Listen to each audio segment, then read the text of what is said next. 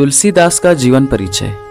नमस्ते दोस्तों, आज हम बात करने जा रहे हैं एक ऐसे महान कवि और संत के बारे में जिन्होंने हिंदी साहित्य में अपनी अमिट छाप छोड़ी है। जी हाँ, हम बात कर रहे हैं तुलसीदास जी के बारे में।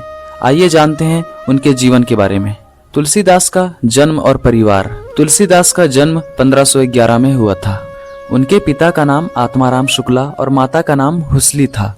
तुलसीदास जी के बचपन के बारे में बहुत कम जानकारी उपलब्ध है, लेकिन यह माना जाता है कि उन्होंने अपने बचपन में ही संस्कृत और अन्य विषयों की शिक्षा प्राप्त की थी। अब बात कर लेते हैं शिक्षा और विवाह के बारे में। तुलसीदास जी ने अपनी शिक्षा प्राप्त की और बाद में रत्नावली से विवाह किया।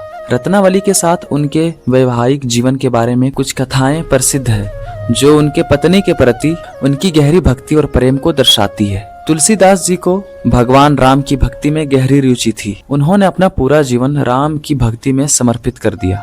उन्होंने राम की कथा को सुंदर और सरल तरीके से प्रस्तुत करने के लिए रामचरितमानस की रचना की।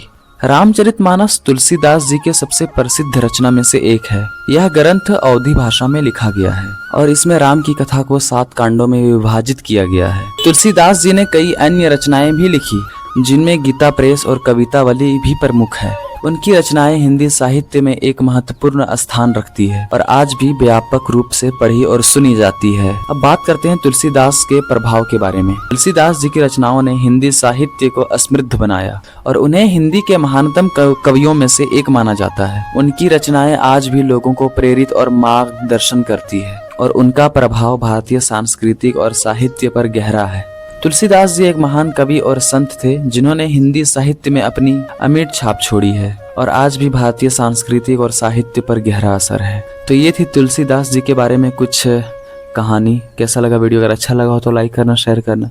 मिलते हैं आपसे अगली वीडियो में किसी अच्छी लोगों की कहानियों के साथ। तब तक के लिए ख्याल रखना सारे लोग। बाय।